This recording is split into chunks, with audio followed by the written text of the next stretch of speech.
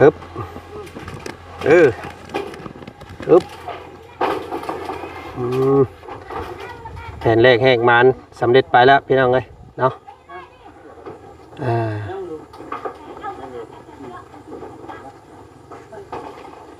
เด้อคือสีโอ้งามเนาะนี่มาเบิ่งใกล้ๆก่อนเมื่อกี้นี่ขึ้นเบิ่งมุมสูงหน่อยนึงพี่น้องเลยเนาะเป็นจังใดอยากบินให้พ่อแม่พี่น้องเบิ่งไกลอยู่แต่ว่าบินมันไกลบ่ได้พี่น้องเลยเนาะโอ้เข้ากันคักบานยังบาน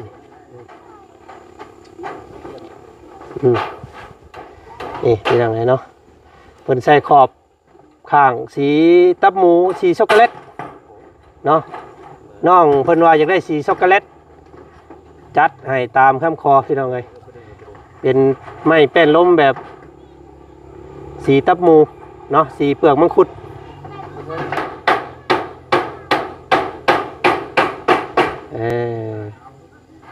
เนาะคักเลยพี่น้องเนาะน้องล่างบัดนี้คือสิบได้นอนเฮือนหัวแล้วบัดนี้เนาะโอ้พี่น้องเอ้ยทนอยู่เฮือนหัวเฮือนเพมาหลายปีพี่น้องเอ้ยเนาะเนาะนี่คือภาพสูงของบ้านน้องล่างพี่น้องเอ้ยเนาะตอนนี้กำลังใส่หลังคากับทีมงานพอสร้างสายจวดพี่น้องเอ้ยเสียงปลุกปกเปกอยู่นี่เนาะงามเด้อสีนี่พี่น้องเอ้ยเนาะเป็นสีช็อกโกแลตทางน้องเพิ่นเลือกเองพี่น้องเอ้ยเนาะพี่งามพี่น้องเอ้ยเนาะเป็นขอบสีไม้มังคุดเนาะ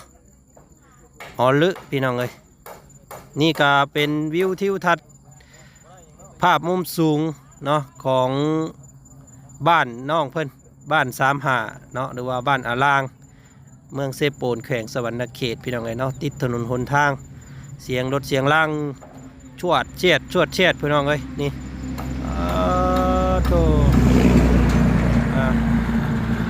นี่เนาะภูผาป่าไม้เขียวสะสะอีพี่เนาะยาวเครือกเนือกเกี่ยวพี่น้องเอ้ยเนาะสายทางนี่เนาะเป็นสายภูเนาะภูเซโปนพี่น้องเอ้ยนี่เนาะงดงามธรรมชาติหลายขนาดพี่น้องเอ้ยเนาะนี่เนาะ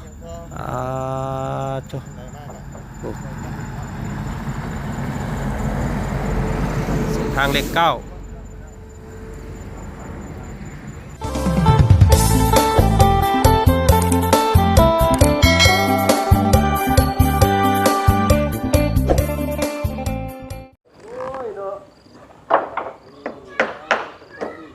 เนาะตัดภาพมาบัดที่นี่พี่น้องไงเนาะเป็นขั้นตอนที่หลายคนคลองคอยพี่น้องไงครับขั้นตอนใส่หลังคาเนาะกำลังสีเอาแผ่นแรกแหกมันขึ้นมุงพี่น้องไงเนาะมุงหลังคาตัวใหญ่ก่อนมือนี้เนาะทางทีมสร้างเขาก็ถือว่าเร่งมือสุดขีดพี่น้องเลยเพื่อลบฟ้าลบฝนมาสันซะเนาะเอาขึ้นแผ่นแรกก่อนเนาะลองมึงอยู่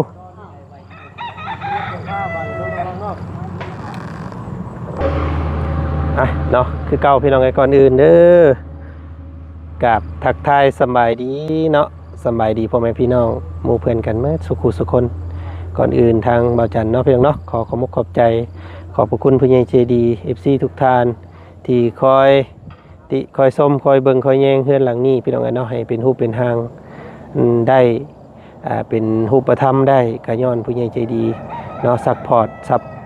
สินพี่น้องทรัพย์เงินเนาะผู้ใจดีซัพพอร์ตทางเบิ่งชมเนาะบ่ได้ซอยเป็นทรัพย์สินบ่ได้ซอยเป็นปัจจัยซอยไล่ซอยแซ่ซอยเบิ่งซอยส้มกับสำเพ็จบุญน้ำกันเนาะพี่น้องเนาะขอมาขอบใจหลายๆเนาะให้มันให้ยืนให้สุขภาพแข็งแรงเนาะเจริญรุ่งเรืองหน้าที่การงานมัดสุขสุขคนพี่น้องเลยเนาะตอนนี้ก็ ทีมงานสร้างเพิ่นกำลังสิมุงหลังคาพี่น้องในตอนนี้เนาะเป็นแผ่นแรกแหกมานพี่น้องเอามาลุ้นเบิ่งเมื่อเอาสังกะสงกะสีขึ้นไปแล้วเนาะสีคนสีงามซำใดไปพี่น้องเอ้ยเนาะเบิ่งนํกัน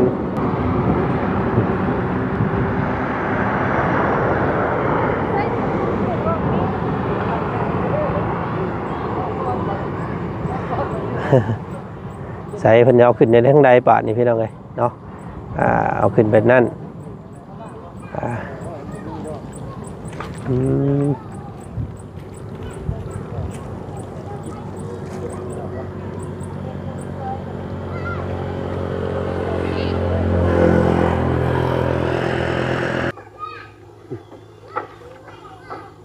พอสร้างเพิ่นลงมือเองตัวนี้พี่น้องเลยนอกขั้นตอนตอกสังกะสีเป็นขั้นตอนสำคัญเนาะเพราะว่าต้องใช้สร้างแบบสำนานพี่น้องเลยเพราะว่าถ้าสร้างบ่สำนานนี่คือ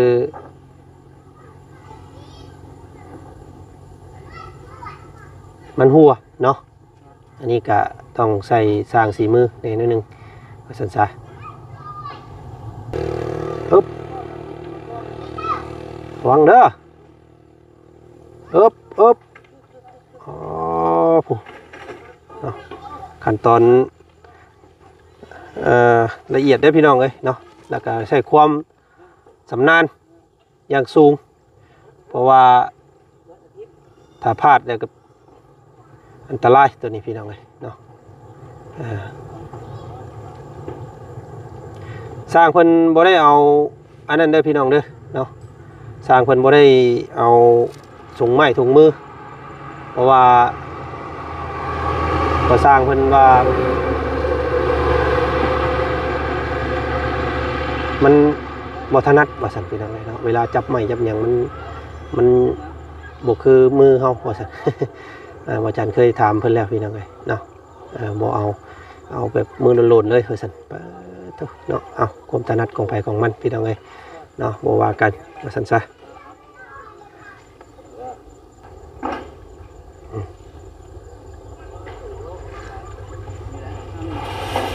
ปึ๊บ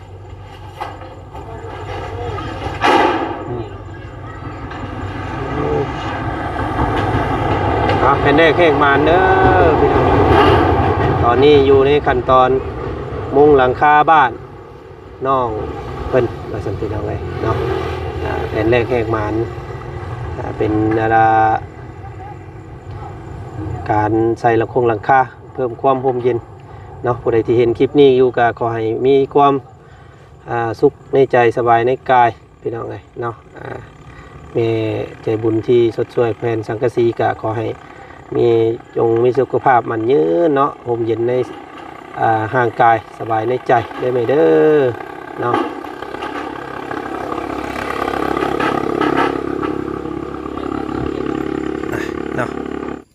ก่อนอื่นกับทักทายสบายดีกันอีกข้อมหนึ่งเด้อพ่อแม่พี่น้องกันมาสุขุสุคนเนาะมื้อนี้ทางบ่จันสิพาพี่พาน้องขึ้นเบิ่งมุมสูงของบ้านน้องลังเนาะหรือว่าสาวน้อยเลี้ยงงัวพี่น้องเลยนี่เป็นทางขึ้นบ้านของน้องเพิ่นเนาะนี่พี่น้องเลยเนาะไปจวดขึ้นไปเนาะพี่น้องเนาะนี่ขอโทษขออภัยพี่น้องเลยเนาะโดนของบ่าวจันมันกับความสูงหรือว่ากับความไกลพี่น้องเลยก็เลยเห็นแต่มุมแคบๆสำนี้เนาะขึ้นสูงบ่ได้พี่น้องเลยเนาะต้องได้ปลั๊กอินเข้าไปเนาะต้องให้ผู้เพิ่นเซลซานผู้ใดเฮ็ดบ่ซั่นซะเนาะอันนี้ก็ได้แต่มุมสำนี้พี่น้องเลยเนาะขึ้น40 เมตรจากหน้าดินเนาะแต่กับงดงามพี่น้องเลยเนาะดินผ้าอากาศเนาะผูกเกี้ยวเนาะผูกสายภูสูงพี่น้องเลยทั้งนะเนาะยาวเครือกเนือกสายภูเซโปนเนาะอันนี้คือบ้านซ้ำหาได้พี่น้องเด้อเนาะบ้านซ้ำหาหรือว่าบ้านอาลางเมืองเซโปนแข่งสวรรค์เขตเนาะนี่อันนี้เป็นเส้นทางเลข9ขึ้นไปพุ่นแมนเวียดนามพี่น้องห่างจากนี้ไปกว่าประมาณ20 กว่ากิโลเนาะสิพบพ่อกับหมู่บ้าน35เนาะหมู่บ้าน7ดังอยู่นี่พี่น้องนี่คือหมู่บ้าน35เนาะอันนี้คือหลังคาบ้านของน้องลังพี่น้องเลยเนาะนี่โอ้สีงามพี่น้องเลยสีนี่เนาะน้องเพิ่นเลือกเป็นนลีเป็นสีช็อกโกแลตหรือว่าสีตับหมูหลังคาส่วนผาเป็นล้มนี่ว่าจันเอาเป็นสีเปลือกมังคุดเนาะสีแดงเข้มพี่น้องเลยเนาะนี่ตอนนี้สร้างเพิ่นกำลังดำเนินตอกกระปูเนาะตอกตะปูสังกะสีมุงสังกะสีบ้านน้องล่างสาวน้อยเทียงงัวเด้อพี่น้องเด้อเนาะนี่เป็นภาพมุมสูงเนาะสร้างเพิ่นกำลังเฮ็ดเวียกเฮ็ดงานอยู่พี่น้องเอ้ย นี่เสียงรถเสียงล่างเนาะเพราะว่าเป็นบ้านใกล้ทางพี่น้องเอ้ยโจเนาะนี่รถล่างตรวจเจ็ดอยู่เนาะเอาพี่น้องเลยเนาะกะติดตามเนาะขอบพระคุณหลายๆลงไปเบิ่งทั้งลุมต่อพี่น้องเลยจบปุ๊บ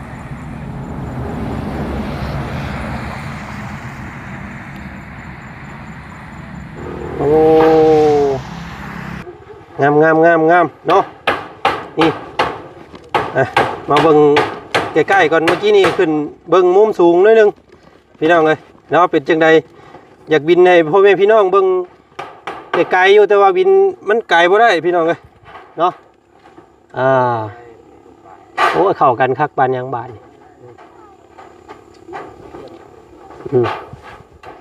นี่พี่น้องเลยเนาะเพิ่นใส่ขอบข้างสีตับหมูสีช็อกโกแลตเนาะน้องเพิ่นว่าอยากได้สีช็อกโกแลตจัดให้ตามคำคอพี่น้องเลยเป็นไม้แป้นล้มแบบสีตับหมูเนาะสีเปลือกมังคุดสีเปลือกมังคุดหน่อยนึงก็งามพี่น้องไงน้องเพิ่นเลือกเก่งเนาะ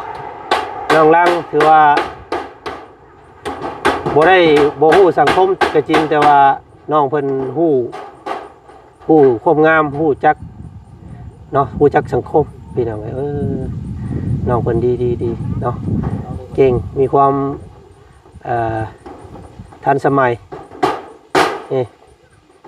งามเด้อสีนี่ก็ได้พี่น้องไงเนาะบ้านหลังนี้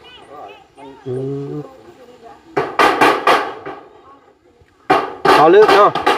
เอาบ่ฮะน้องเพิ่นถามพ่อเพิ่นเนาะเป็นยังไงพ่ออ๋อลึกอยู่บ่ฮะบ่หลังคาเฮือนงามนี่ว่าในภาษาชิบเจ้าอ๋อแล้วหลังคาเฮือนดงอ้อเฮือนงามอ่ะนะอันนี้หลังคางามสิไปไว้เนี่ยบัวล่อฮะบัวล่อเมียทางกันว่าพอสร้างกันเกตกับพวกบัวจักได้เพิ่นกับคนลาวลุงคือกันเนาะไปไปบัวเศร้าบัวล่อบัวเศร้านี่มันบัวหลังคานี่บัว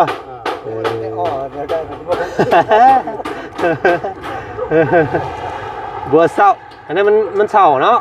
มันเศร้ามันมองงามแล้วตัวไหนเนาะอันนี้บัวเพื่อนมาลงล่างเล่นบ่พี่น้องไง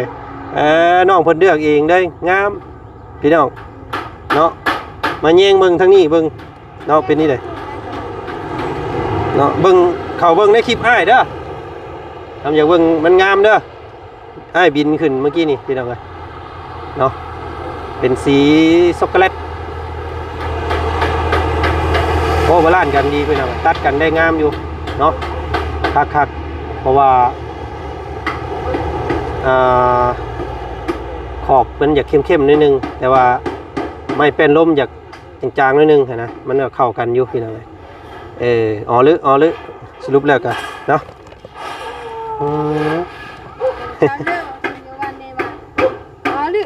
ฮะ ว่าเศร้าแต่พอแล้วเพิ่นว่า อื บ่งาม ไผเว้าน่ะ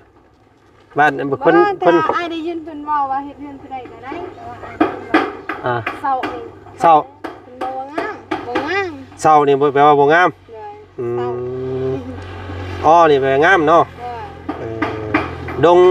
ดงเศร้านี่คือเฮือนบ่งามเนาะ เลย ลงอ้อเฮือนงาม งาม เอ๋น้องเพิ่นจะบอกว่าถ้าเฮาไปเฮ็ดเฮือนหลังอื่นๆในบ้านอื่นๆเนาะได้ยินไปซี่เนี่ยแสดงว่าเพิ่นเว้าบ่งามโลดเนาะ เลย โอเคโอ้ยพี่น้องรุ่นน้ำน้องเพิ่นอยู่แต่ละคำเนาะ น้องเพิ่นก็อยากกันอธิบายบอกให้เฮาเข้าใจนํอยู่แต่ว่าบางคำก็โอ้ยพี่น้องเอ้ยเนาะ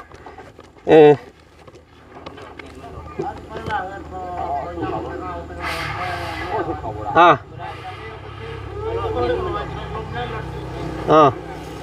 ไอ้ก็แนมเนาะพวกนี้เนาะนี่โอ้มีแต่คนแนมเด้พี่น้องเอ้ยเดินเข้มทางเนาะนี่เห็นบ่นี่เอาแนมนี่เห็นบ่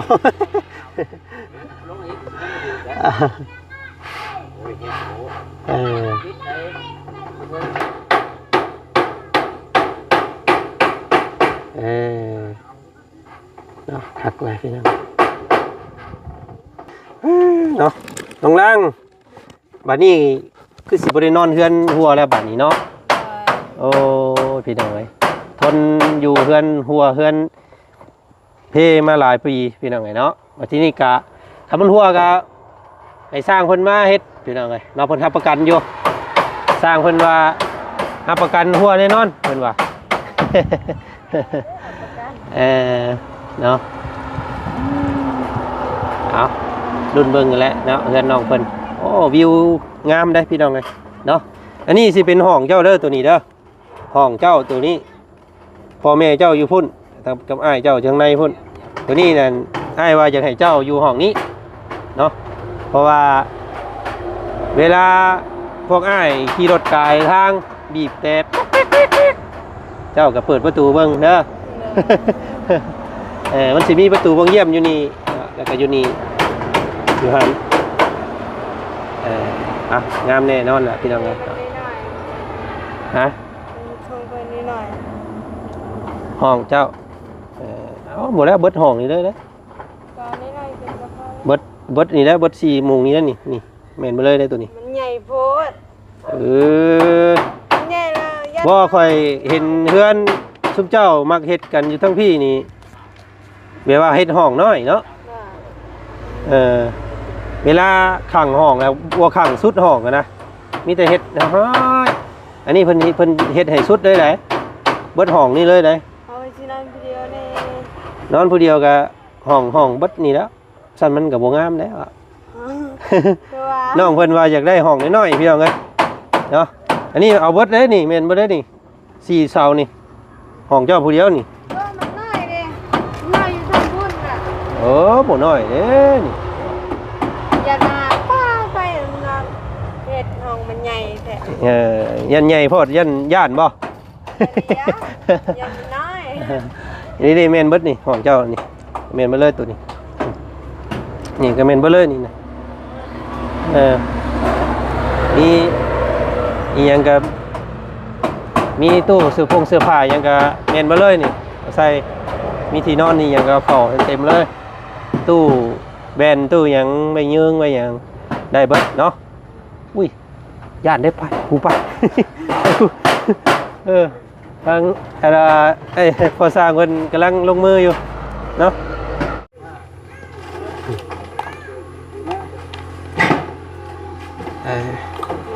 ฮึบ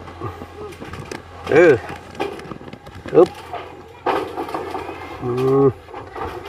แผ่นแรกแหกมันสำเร็จไปแล้วพี่น้องเลยเนาะ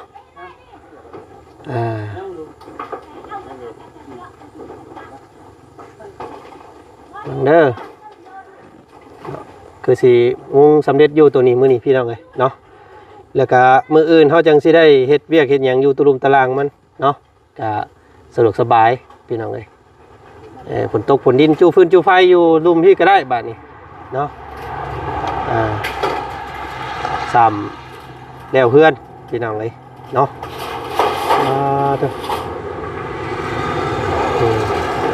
อนาคตเนาะน้องทางให้ลูกให้เมียเฮาก็เกาะกายไปแล้วพี่น้องเอ้ยเนาะเฮ็ดสร้างไปอีกต่อเติมเอาเนาะกระเทิบไปทั้งข้างทั้งหยังก็อยู่กันได้เป็นครอบครัวใหญ่ได้สบายเนาะเฮ็ดห้องอยู่ตะลุ่มตะล่างอีกก็งามพี่น้องเฮ็ดอยู่ลุ่มเนาะ มันจังขึ้นตะลุ่มขึ้นว่าอยู่มันจังบ่ได้ขึ้นทั้งเฮือนเนาะจังขึ้นยากลงยากคนเฒ่าพี่น้องเอ้ยเนาะ2แผ่นมืดคือบาทนี่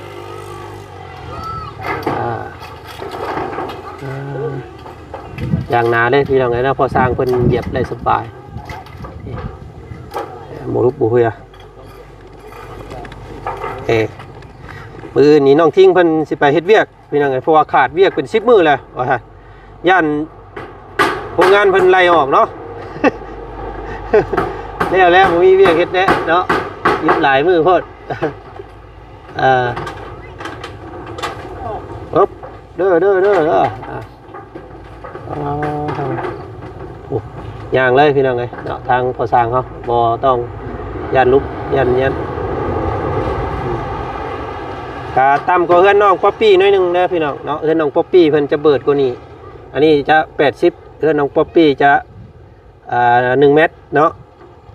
บ่จันเห็นว่ามันอยู่มุมแปลวลมเนาะเวลาพายุหยังเข้าย่านมันเบิดเลยย่านอันตรายในภายภาคหน้าก็เลยเอาเปรียบมีบลงหน่อยนึงเป็นยังไงเนาะก็พอดีงามเนาะ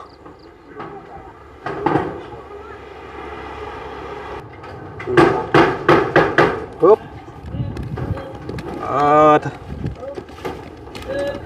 บางสร้างเพิ่นเอาขึ้นทั้งข้างและบางสร้างเนาะอันนี้ก็ถนัดคือกันสร้างเพิ่นจองใส่สังกัดอันใส่เสื้อขึ้นทั้งข้างเลยว่าเป็นอันน่ะเฉพาะตัวมันยาวหรอกอันนั้นพี่น้องอันนี้มันสั้นเอาง่ายอยู่เนาะ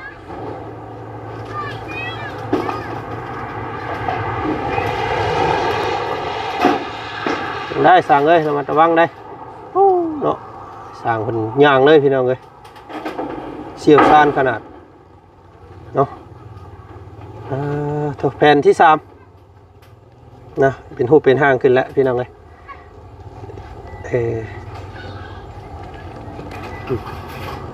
ได้แบบได้แผ่นทุกขั้นตอนเชี่ยวชาญถึงองตรง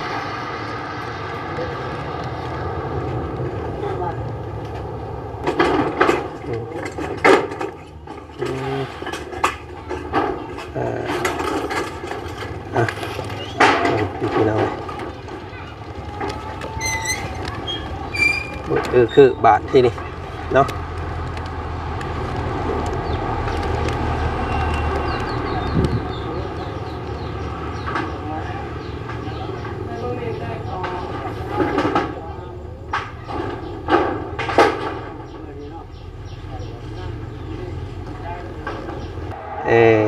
นี่พี่น้องไงเนาะกะเวลาที่น้องเพิ่นได้จับโทรศัพท์นี่ก็บ่ได้ค่อยบ่อยหรอกเนาะแบบว่าบ่ได้ค่อยจับโทรศัพท์นะเนาะส่วนหลายเพิ่นสิป้าไว้ย่านมันตกน้ำเนาะใส่เบิดจักอันเลยอันบัตรเติมเงินน่ะก็ได้บัตรหนึ่งมันใส่ได้จักมื้อ2 มื้อโอ้เจ้าสมัครแบบใดสมัครไม่ได้ก็ต้องตื้มเลยบ่มันต้องเบิดก่อนได้จังตื่มบ่ก็ต้องเบิดก่อนเจ้าสมัครกันโปรยังแบบว่าสมัครนิดนะสมัครกดเจ้ากดยังกดสมัครนิดมาแล้วไปโยกดสมัครนิดเอ้าเจ้าสมัครนิดแบบมันเป็นมื้อนึงบ่หรือว่า7 มื้อสินะ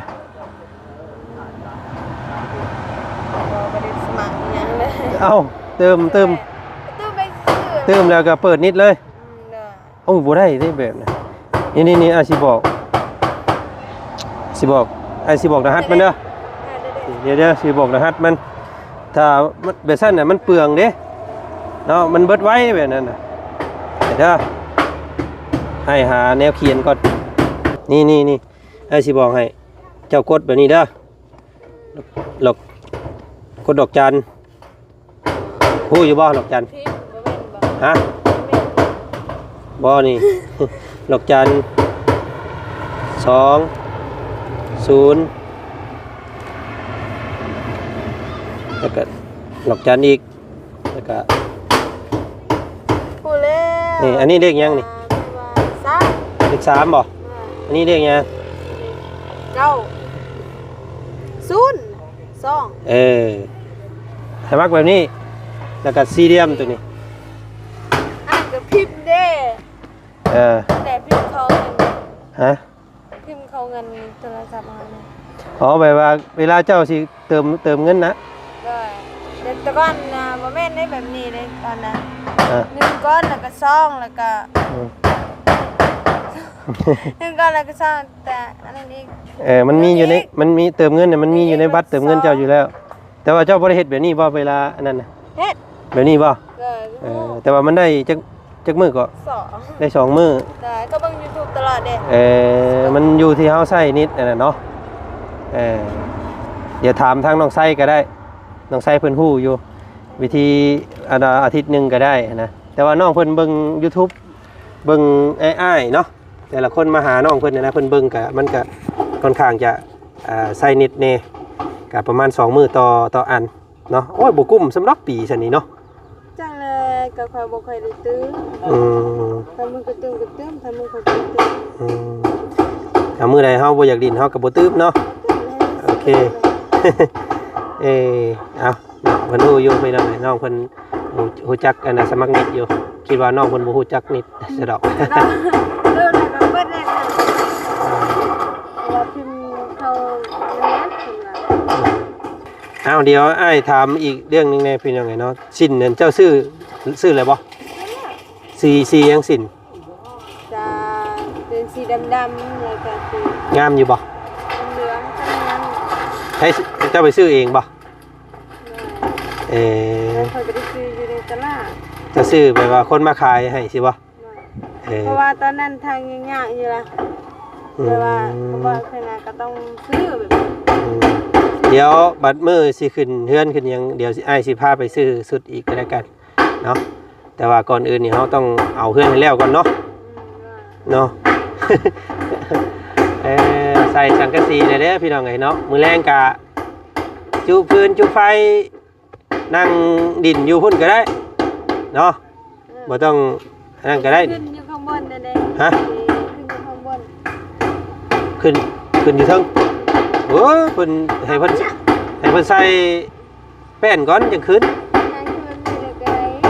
จะเอายานได้ขึ้น มันตกเด้เนาะระวัง โจ๊กใครนั่งขึ้นกับพอเพิ่งมันสิ เจ้าก็ขึ้นอยู่บ่โอ้ระวังเลยเนาะขึ้นก้นไม้เก่งอยู่บ่เจ้าฮะ เพิ่งขึ้นเป็น ขึ้นต้นไม้บ่ได้โอ้แต่ว่าขึ้นทางเฮือนนี่เก่งอยู่เนาะ บุเป็นคือกันคือกัน เอาพี่น้องไงเนาะที่จะเบิ่งส้มกันอีกเติมพี่น้องไงเนาะตอนนี้ก็อยู่ในขั้นตอนใส่หลังคาอย่าบ่ลืมตึมตั้มเลยเด้อคลิปนี้ก็ได้พี่น้องไงคือสิแล้วอยู่ทางเทิงมื้อนี้เนาะมื้ออื่นก็มีแต่ใส่ตัวนี้ตึมเนาะขั้นตอนต่อไปก็คือใส่เส้นผ่าแล้วก็เป็นขั้นตอนของทางบ่าวลุงนวดบาดนี้บ่าวลุงนวดต้องซื้อบกบเนาะมามอมให้สร้างเพิ่นใส่มงกบแล้วก็สิเป็นหุ้มห้างของเฮือนและบาทนี่พี่น้องไงคือตอนนี้น่ะยังขาดงบอยู่คือซื้อผ้าไมเซล่าได้พี่น้องเด้อเนาะยังบ่พองบ่พองบยังบ่พอแล้วพี่น้องไงเนาะเพราะว่างบที่แนะไว้นี่เฮาต้องได้ใช้จ่ายชื่อตะปูและเนาะฮะ ที่ในห้องน้ำนั่นเลย สิได้ห้องน้ำบ่ คือนั่นก็ได้ โอเคเนาะได้อันนั้นเพิ่นสีไม้สักทองสีไม้สักทองงามนั่นก็ได้พี่น้อง นั่นก็ได้ มันสิเป็นน้ำเหลื่อมเคลือบเงา เพราะว่าอะไรนี่มีเด้อมันก็เดี๋ยวว่าได้กายออกพุ่นเลย มีอันป้าลุงเพิ่นคอมเมนต์มาบอกอยู่ว่า เอาสีนี้เด้ออยู่บ่โทรมาหาเจ้าอยู่บ่ ได้แต่ว่าเคยบอกว่าชีก็ได้ สีหยังก็ได้เนาะงามอยู่สีคือห้องน้ำแล้วก็งามเนี่ยเนาะบ้านแบบว่าสะอาดเนาะใช่กินแล้วบ่เข้าจะลงจะเละนะ แล้ว กินแล้วเบิดเลย จะบอกคือบ่มา ไปแล้วเนาะมีแต่ผู้สาวน้อยข่อยก็อายเด้อเฮ้ยเนาะสบายดีเด้อ หมู่มาหลายบ่ เงินเฮาน่ะน้อยอาหารยังเหลือหลาย อาหารเรือลายเดี๋ยวมื้อแรงแล้วเว้าสิไปผากท้องน้ำ ไปแม่ไปเดี๋ยวนี้ก็ยังทันอยู่บ่ ทัน มียังอาหารนะ สิงัว คือกินเขาจะเละไว้แท้ยังบ่ทันได้เกี่ยวเข้าอยู่ บ่นั่นเขาเจ้าบ่ได้กินนั่นน่ะนี่เขาเจ้ากินหน้าซื่อๆกินแบบข้าวมันออกนะ เข้ากำลังถือท้องกำลังมานกำลังสิออก แล้วเจ้าสิกิน เพื่อนยังเกาะ กินงะ กินข้าวงะไม่ใช่ โมเมนต์ งะ กินงะเป็นภาษาลาวว่ายังไง ก็กินงะ ภาษาลาวมันต้องมีดิ กินงะภาษาห้องถ้าภาษาเราเทิงห้องน่ะจัดเลย จัดเลย กิน แล้วก็ กินข้าวออกเนาะ โดยถ้าเกี่ยวข้าวแล้วเขาเจ้าห้องมาเปิดประตูเรา แต่ว่านี่เขาเล่น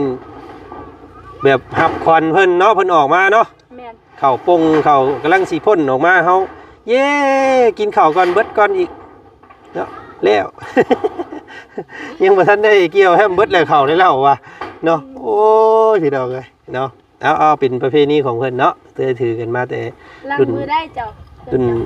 พ่อรุ่นนั่นพุ่นแหละว่าซั่นซะ เอาเขา พี่น้ เจ้า อง บ่ได้กินบ่ ทั้งนี้บ่ได้กินบ่น้องล้างบ้านเจ้ามีบ่บ่ฮู้บ่ อย่าเบิ่งจัดแหละเบิ่งเตมินบ่ฮู้ที่เบิ่งเตกูก็มอมินคือในบ่ฮู้เนาะ เอาบ่เคยเคยเฮ็ดจักเทื่อบ่ บ่มานำเพิ่นคือการเดินเพิ่นบ่เคยอะไรลืมแล้วแต่ว่าบ่ฮู้นะลืมหมดแล้วตอนนั้นไม่ได้บอกไม่ได้สอนเพิ่นเลย แต่ว่าบ่เคยจัดน้ำเพิ่นจักเทื่อเนาะก็เลยบ่ฮู้เนาะ บ่ฮู้แหละ จัด เคยแต่กินไก่ถ้าบ่จัดมันก็คล่ำยิดครับโคกที่กินไก่และทำจนบ่มีแท้นะเฮาซื้อสิ้นงัว พี่น้องไงเนาะกะพุ่นละขึ้นเฮือนจังมากินข้าวอีหยังบัดนี้ข้าวสามัคคีเนาะ บัดเฮือนจังกินข้าวสามัคคีเอ้าเช่อันว่าจังไดก็ยาแม่นี่เว้าซึ่งเจ้าน่ะ จอยเยี่ยม ตะเบ้อบอกแม่นบ่ จอยเยี่ยม แต่ ว่าอย่าให้จอยเยี่ยมเนาะ ตะเบ้อนี่คือมีหยังตะเบ้อบ่แม่น ตะเบ้อ ตะเบิด ตะเบิ้น โดย ข่อยเคยได้ยินอยู่บ้านแจ้งจองเพิ่นเอิ้นตะเบ้อคือว่าเงียบใช่มั้ยจัก จอยตะเบา ตะเบ้อ แปลว่าให้เบาจอยตะไบ จอตะแบะโอ้ย ภาษาเฮาน่ะจอยตะเบาภาษาเพิ่นน่ะจอยตะไบ เอาพี่น้องก็เห็นหน้าน้องไส้กับน้องอันมีหน้าเท่าใดแต่ก็มีแต่อยากเว้าอันคำภาษาเพิ่นเด้อล่ะพี่น้องเอ้ยเนาะน้องเพิ่นเก่งเนาะโอ้ให้สร้างเพิ่นลำเนินเวียกก่อนสักคลิปนี้พี่น้องนะทางว่าจันทร์ขอตัวกันเด้ออีล่ะหาอะไรง้ออะไรควายซอยผูกน้ำเพิ่นเดี๋ยวสิมาหาใหม่อีกเนาะสบายดีบ้าลุงไงดินน้ำเขาน้องไซส์ซะสำพี่น้องเลยเนาะ